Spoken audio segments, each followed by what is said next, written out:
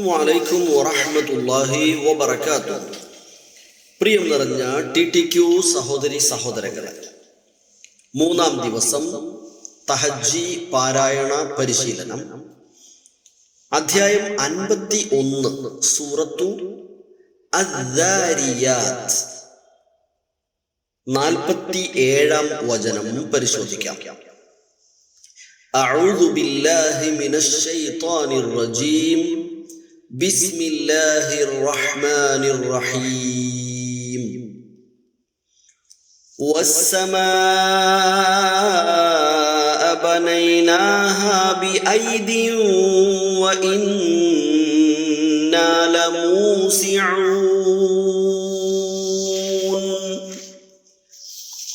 വാവ് ഫത്ഹ വ ഹംസത്തു വസ്ലിൻ തസ്ഖുതു വസ്ലൻ നബ്ദഉ ബിഹാ.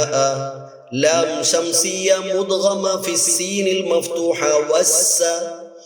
ميم فتحة ألف مد متصل واجب 4 أو 5 حركات. حمزة فتحة والسماء. باء فتحة با. نون فتحة نا. بنا. ياء سكون ني. بني. نون فتحة ألف مطبي حركتان. نا بنينا. هاء فتحة ألف مطبي حركتان. ها بنيناها. والسماء بنيناها. باء كسرة بي. ألف حمزة فتحة ياء سكون أي. ياء صفر مستدير لا ينطق. أي. دال تنوين بالكسر مدغم في واو المفتوحة بغن حركتين. بأيد و. بأيد و. ألف حمزة كسرة إي.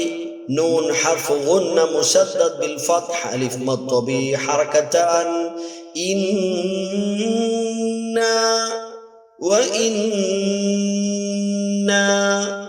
لام فتحة لا. ميم ضمة واو مطبي حركتان. مو. سين كسرة سي. موسي. عين ضمة واو مد عارض للسكون جائز 2 أو 4 أو 6 حركات. نون ساكنة عند الوقف. موسعون. لموسعون.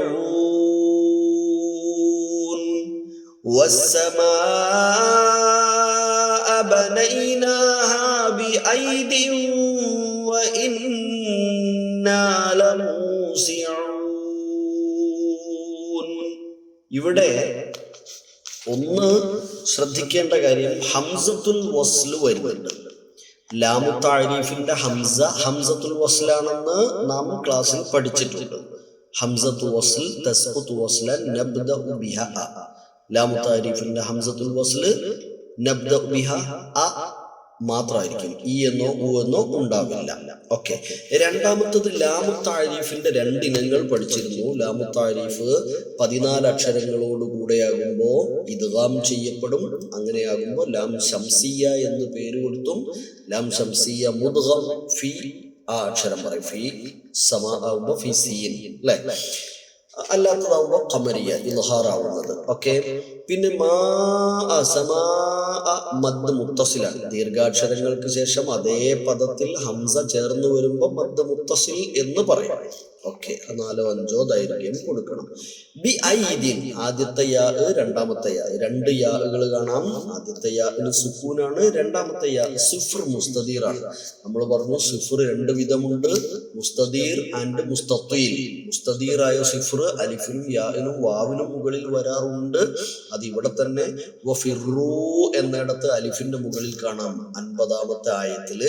അതേപോലെ വാവിന്റെ മുകളിൽ നമ്മൾ എപ്പോഴും പറയാറുണ്ട്, നമ്മുടെ ഉലായിക എന്നിടത്ത് വാവിന് മുകളിൽ കാണാം സിഫ്ർ മുസ്തദീർ അല്ലേ. ശരി. അപ്പൊ ബി ഐദിൻ എന്ന രണ്ടാമത്തെ യാ സിഫ്ർ മുസ്തദീർ ലാ യുൻതഖാണ്. രണ്ടാമത്തെ സിഫ്ർ മുസ്തഖീലാണ്. അത് 7 പദങ്ങളിലാണ് ഉള്ളത് എന്ന് നേരത്തെ സൂചിപ്പിച്ചിട്ടുണ്ട്. ഇൻഷാ അല്ലാഹ് പിന്നീട് നമ്മൾ അവിടെ എത്തുമ്പോൾ അത് സൂചിപ്പിക്കാം. പിന്നെ ഇതിനകത്ത് നൂൻ ഹർഫ് ഉന്ന മുശദ്ദദ് ബിൽ ഫത്ഹ അലിഫ് മത്വബിയ ഹറക്കത്താൻ മണിച്ചു കൊണ്ടുവേണം. മണിക്കേണ്ടിടത്ത് മണിക്കാതെയുള്ള പാരായണം യോഗ്യമായിരിക്കില്ല, മണിച്ചു വായിക്കണം.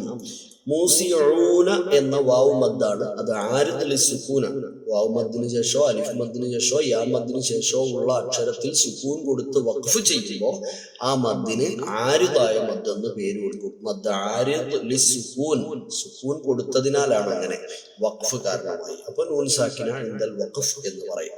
ഓക്കെ, ഇനി എന്താണ് ഇവിടെ വിഷയം എന്ന് നോക്കാം. പാരായണം പരിശീലിക്കുക, തഹജ്ജി പരിശീലിക്കുക.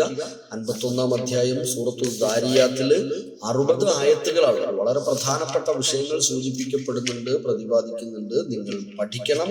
അള്ളാഹു സത്യം ചെയ്തു തുടങ്ങിയിട്ടാണ് കാര്യങ്ങൾ പറയുന്നത്.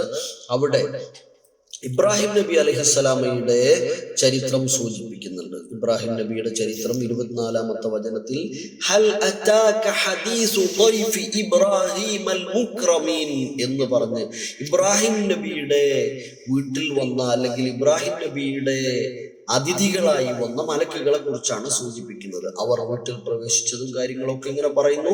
അപ്പൊ ഇബ്രാഹിം നബിയുടെ സമൂഹത്തിലെ അദ്ദേഹത്തിന്റെ ദഅവത്തുമായി ബന്ധപ്പെട്ട കാര്യങ്ങൾ പറയുന്നുണ്ട്. അവർക്ക് അതേപോലെ തന്നെ ശിക്ഷ നൽകപ്പെട്ടതിനെ കുറിച്ച് പറയുന്നുണ്ട്. പിന്നീട് മൂസാ നബിയുടെ ചരിത്രത്തിലേക്ക് കടക്കുന്നു. അദ്ദേഹത്തിന്റെ ദഅവത്തും പ്രബോധിത സമൂഹത്തിന്റെ ധിക്കാരവും 38-ാമത്തെ വചനം മുതൽ 40 വരെ ആ കാര്യം സൂചിപ്പിക്കുന്നു. അവരെ കടലിൽ മുക്കിക്കൊല്ലപ്പെട്ടതിനെ കുറിച്ച് പറയാണ്. ഫനബദ്നാഹും ഫിൽ യമ്മി വഹുവ മുലീം എന്ന് 40-ാമത്തെ വചനത്തിൽ ഇബ്രാഹിം നബിയുടെ മൂസാ നബിയുടെ ദഅവത്ത് അംഗീകരിക്കാത്ത നിഷേധികളായ ഫറവോയുടെയും കൂട്ടരുടെയും ശിക്ഷയെക്കുറിച്ചാണ് പറയുന്നത്. പിന്നീട് ആദ് സമൂഹത്തെക്കുറിച്ച്, ഹൂദ് നബിയെക്കുറിച്ച്, ഹൂദ് നബിയുടെ സമൂഹത്തെക്കുറിച്ച്, അവരുടെ നിഷേധത്തെക്കുറിച്ച്, അവർക്ക് ശിക്ഷയേൽക്കേണ്ടി വന്നതിനെ കുറിച്ച്, പിന്നെ സമൂദ് ഗോത്രത്തെ സ്വാലിഹ് നബിയുടെ സമൂഹത്തെക്കുറിച്ച് അങ്ങനെ പറഞ്ഞ് പിന്നീട് നൂഹ് നബിയുടെ സമൂഹം അവരും ഫാസിഖീങ്ങൾ തന്നെയായിരുന്നു എന്ന് പറയാം. അങ്ങനെ ആ സമൂഹത്തിന്റെ ഒക്കെ മുമ്പിൽ തൗഹീദി പ്രബോധനം നടത്തിയ പ്രവാചകന്മാരുടെ ചരിത്രമാണ് പറയുന്നത്. ആ തൗഹീദ് ഉൾക്കൊള്ളാൻ അല്ലാഹു സുബ്ഹാനഹു വ തആല വീണ്ടും ആകാശങ്ങളെ കുറിച്ച് പറയുന്നുണ്ട്, ഭൂമിയെ കുറിച്ച് പറയുന്നുണ്ട്, എല്ലാ വസ്തുക്കളെയും സൃഷ്ടിച്ചവയെ കുറിച്ച് പറയുന്നുണ്ട്. ഇതെല്ലാം ബോധ്യപ്പെടുത്തിയിട്ട് പറയണം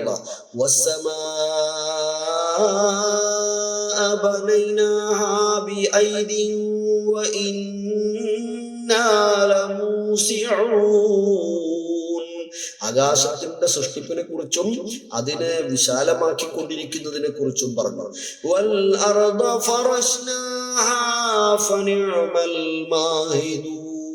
ഒരു മഹദ് കണക്കെ, ഒരു വിരിപ്പ് കണക്കെ ഭൂമിയെ അള്ളാഹു വിരിച്ചു തന്ന അനുഗ്രഹങ്ങളെ കുറിച്ച് പറഞ്ഞു. وَمِن كُلِّ شَيْءٍ خَلَقْنَا زَوْجَيْنِ لَعَلَّكُمْ تَذَكَّرُونَ എല്ലാ വസ്തുക്കളെയും ഇണകളായി സൃഷ്ടിച്ചത് നിങ്ങൾ ഉറ്റാലോചിക്കാനാണ് എന്ന് പറഞ്ഞു. എന്നിട്ട് പറയാം, നിങ്ങൾ അല്ലാഹുവിലേക്ക് കൂടുതൽ അടുക്കുവിൻ. ഫഫിറൂ